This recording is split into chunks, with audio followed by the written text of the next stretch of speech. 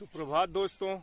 आज की सुबह मेरी चल रही है हमारे क्षेत्र की सबसे बड़ी नहर। ये देख रहे हैं ना आप, ये मेन नहर है जो कि थावर जल परियोजना का मुख्य हिस्सा है। लगभग 25 से 30 किलोमीटर दूरी का यह सफर तय करते हुए हजारों हेक्टेयर एकड़ भूमि हमारे यहाँ की यह सिंचित करती है और किसानों को समृद्ध बनाती है। देखिए आप, कितनी सुंदर, एकदम जैसे कि बहुत विशाल कोई नदी बह रही हो, ऐसा तो नहीं है, लेकिन किसी नदी का यह छोटा रूप अवश्य दिखाई देता है।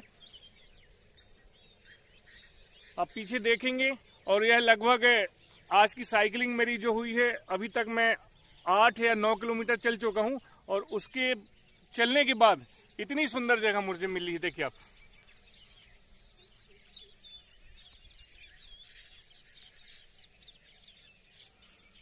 दूर दूर तक पानी, एकदम ये नहर का पानी, और पक्षियों की आवाज यहाँ पर बहुत मधुर सुनाई दे रही है। कलरव पक्षियों का जो है, आसपास खेत हैं और उन खेतों के बीच में थोड़ा सा जंगल जैसा बना हुआ है। बहुत ही सुंदर जगह है। आज अपनी जो घुमक्कड़ी हो रही सुबह वाली, वो सोलो हो रही है। सोलो का मतलब है एकल पर्यटन, और एकल पर्यटन में ऐसा रहता है कि आपको बंधन नहीं रहता है। कभी भी आप अकेले कहीं भी जा सकते हैं, जहां मन करे वहां जाइए, जहां रुकना है वहां रुक जाइए। 5 मिनट रुकना है, 2 मिनट रुकना है, 1 घंटा रुकना है, कोई बंदिश नहीं है, स्वतंत्र हैं आप। और इसी एकल पर्यटन का मजा भी एक अद्भुत मजा है।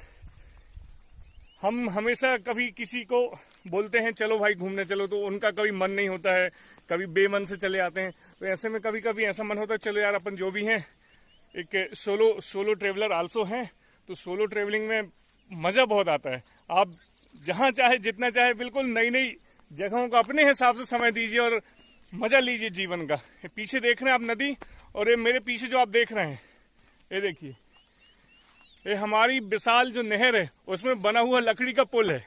लकड़ी का पुल मैंने यहाँ पर अभी तक इस क्षेत्र में इतना बड़ा पहली बार देखा हूँ, और इस पर आज चलने का मजा देखेंगे हम कि मजा आता कितना है। ठीक है ना, आइए।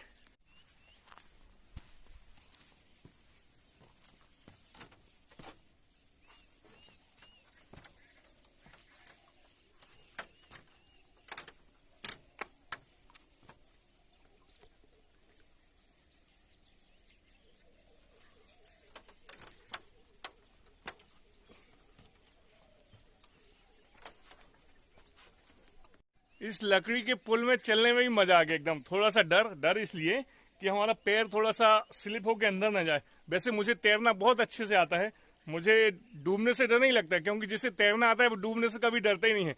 और इस पुल को देखकर एकदम, मेघालय में एक जगह है, उसमें एक पुल बना हुआ है, वो भी क्या कहना चाहिए कि जो बड़ा सा झाड़ है वो इतना विशाल हो गया कि डबल ट्रैक का पुल बन गया उसमें। सेम ऐसे आज उसी की याद आ गई कि मेघालय में जो पुल की संरचना है वह तो एक प्राकृतिक है, लेकिन यह प्राकृतिक नहीं है, यह मनुष्यों के द्वारा बनाई गई है।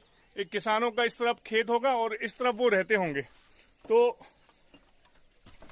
आवागमन खुद को करने के लिए उन्होंने यह एक संरचना तैयार कर ली अपने खुद के दम पे, आत्मनिर्भर। इन्होंने न सरकार से मांग की होगी, सरकार से, लेकिन जब वो देखे होंगे कि सरकार हमारी बातों का नजरअंदाज कर रही है और वो इतना व्यय नहीं करना चाहती है, तो इस वजह से उन्होंने, जो भी किसान होंगे आजू बाजू के, वो यहाँ पर मेहनत करके, देखिए आप पीछे, ठीक है ना, इस विशाल नहर को उन्होंने पार करने के लिए एक हाथों से बनाया हुआ लकड़ी का एक सुंदर सा पुल है, और इसमें बिल्कुल चलने पर एकदम अद्भुत एहसास होता है।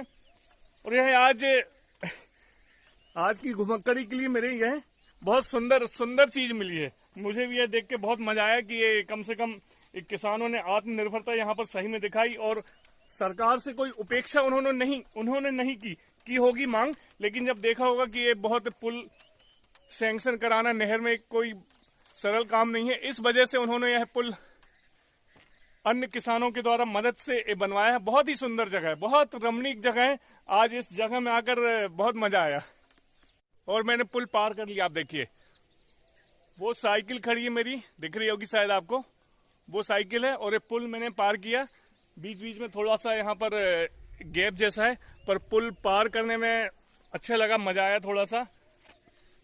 यह है हमारी, मैंने आपको बताया, जो पीछे नहर देख रहे हैं आप, ये लगभग 25 से 30 किलोमीटर दूरी का है। सफर तय करती हुई हमारे हजारों किसानों को यह रोजगार मुहैया कराती, समझ लीजिए।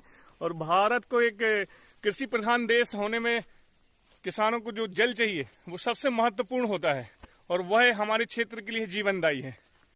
आज इस खूबसूरत सी जगह मैं यहाँ पर थोड़ा सा ब्लॉगिंग कर रहा था, और यहीं पर मेरे दुकान के ग्राहक और यहाँ के जो किसान हैं, स्थानीय किसान हैं, मिल गए प्रकाश भाई, जो कि यहाँ पास इनका गांव है जेतपुरी। अभी 1 किलोमीटर होगा प्रकाश भाई यहाँ से, थोड़ा घाट चढ़ो, जो घाट चढ़ेंगे आप ना, और यहाँ से थोड़ी दूर चढ़ने पर ही उनका गांव है जेतपुरी, और यहीं के निवासी हैं। और इनसे मैंने पूछा कि ये जो संरचना है मानव के द्वारा बनाई हुई वैकल्पिक व्यवस्था किसने बनाई, तो इन्होंने बताया कि उस पार के जो किसान हैं लगभग 10 किसान होंगे, ज्यादा होंगे, 10 से भी ज्यादा, मतलब लगभग एक अपन मान लें 25, 30, 50 जो भी किसान हो, उन लोगों के द्वारा बनाया गया सुंदर सा पुल है।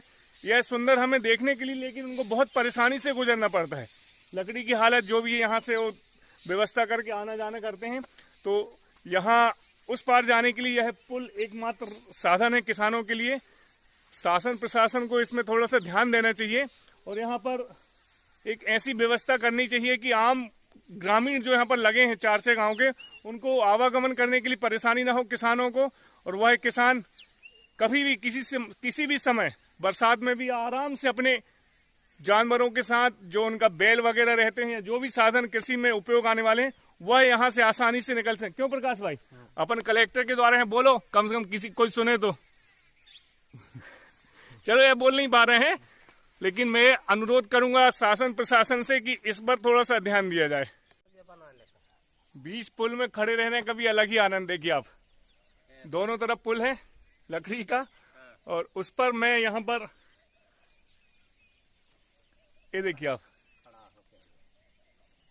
मैं तो क्षणिक यहाँ पर सुख ले रहा हूँ, लेकिन लोग बाग यहाँ पर जो किसान हैं उनका तो नित्य प्रतिदिन यही जीवन है। पीछे खड़े हैं वो, देखिए वो, है ना, उनको दिन रात समझ ली कभी भी निकलना है, पानी लेना है, किसान की जो भी दैनिक क्रियाएं रहती कृषि क्षेत्र कृषि कार्य की, वह सब करने के लिए उनको यहाँ से प्रतिदिन हमेशा निकलना ही पड़ता है। ये हम लोगों के लिए शौक की चीज है, लेकिन उनका यह जीवन है।